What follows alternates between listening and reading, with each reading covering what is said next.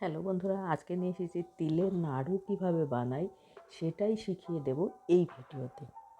তিলের নাড়ু বানানো একটু কঠিন, কিন্তু খেতে তো খুব মজা আর খাওয়াও ভালো। কিন্তু খুব সহজভাবে দেখিয়ে দেবো আমি, পারফেক্টভাবে। চলুন শুরু করি। এর জন্য প্রথমে পরিমাণ মতো মানে যতটা বানাবো তো সেই পরিমাণ মতো তিল নিয়ে নিয়েছি। এই তিলগুলোকে পরিষ্কার করে ধুয়ে রোদ্রে শুকিয়ে তবে আবার নিয়ে আসবো। ব্যাস, তিলগুলোকে রোদ্রে দিয়ে শুকিয়ে নিয়ে এসেছি। এগুলোকে চাকিতে ভেঙে খোসা তুলে নিয়ে আসবো। খোসা তুলে ঝেড়ে পরিষ্কার করে আবার ফিরে আসবো। ব্যাস, চলে এসেছি। ধোয়া পরিষ্কার করা হয়ে গিয়েছে। এটা যত পরিষ্কার করে ধোয়া হবে খেতে ততটা ভালো লাগবে, তা নাহলে কেচকেচ করবে। এবার চলে গেছি গ্যাসের কাছে। গ্যাসে কড়াই বসিয়ে দিয়েছি, গ্যাস জ্বালিয়ে দিলাম। এবার কড়াইতে দিয়ে দেব যে ভেঙে ঝেড়ে পরিষ্কার করে তিল রেখেছিলাম সেই তিলগুলো। তার কারণ তিলগুলোকে আগে ভাজতে হবে। ব্যাস, তিলগুলো দিয়ে দিলাম কড়াইতে।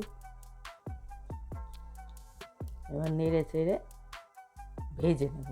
এই সময় গ্যাসের হিট মাঝারি রাখতে হবে, ফুল হিটে তিলগুলো ভাজা যাবে না। সম্পূর্ণ টিপস সহ দেখাবো।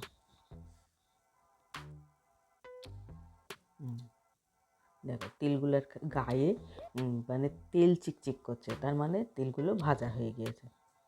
এবার তিলগুলোকে নামিয়ে নেব।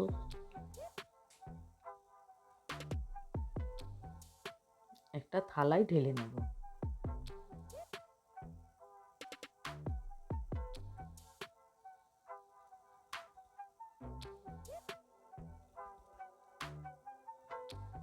এবার ওই কড়াইয়ে আবার গ্যাসে বসিয়ে দিয়েছি। এবার কড়াইতে দেব গুড়। তিলগুলো ভাজা হয়ে গেছে।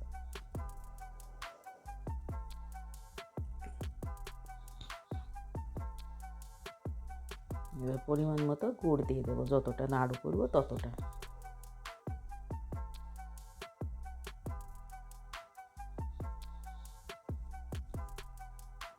এবার গুড় যেহেতু ঝোল গুড় পাইনি, তিলের নাড়ু ঝোল গুড়ে ভালো হয়, কিন্তু ঝোল গুড় আমি পাইনি, তাই দানা গুড়েই একটু জল দিয়ে নিলাম।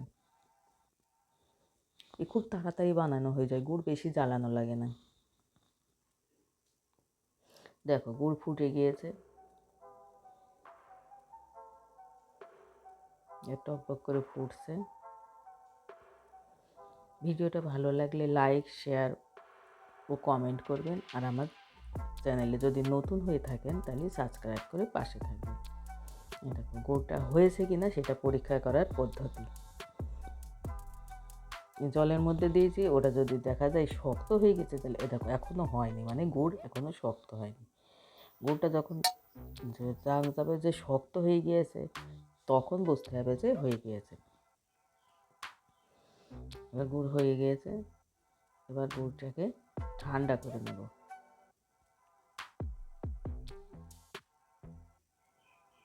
গুড় ঠান্ডা হয়ে গিয়েছে। এবার যে ভেজে রেখেছিলাম তিলগুলো সেগুলো ঢেলে দেব। এবার নাড়তে হবে, মানে মিশাতে হবে, মিক্স করে নিতে হবে পুরোটা।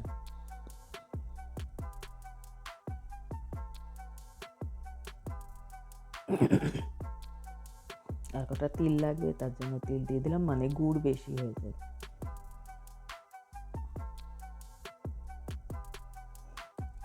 এবারে আর দুটো মানে তিল গুড় সমান সমান হয়েছে। এবার নেড়ে চেড়ে নাড়ুগুলো বেনে নেব।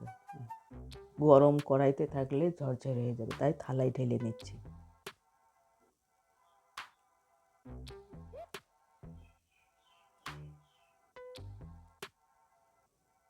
দেখো, থালায় একটু লেগে যাচ্ছে না, মানে পারফেক্ট হয়ে যায়।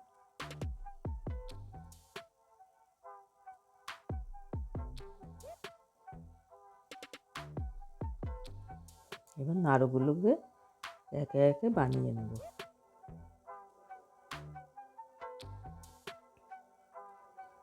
এইভাবে নাড়ুগুলো বানিয়ে নিতে হবে।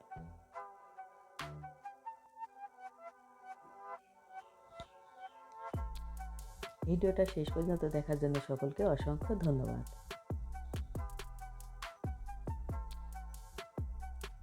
এইভাবে নাড়ুগুলোকে পুরোটাই বানিয়ে নেব।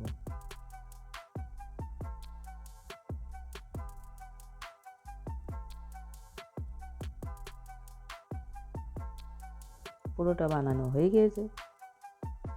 এবার একটা প্লেটে তুলে নিচ্ছি।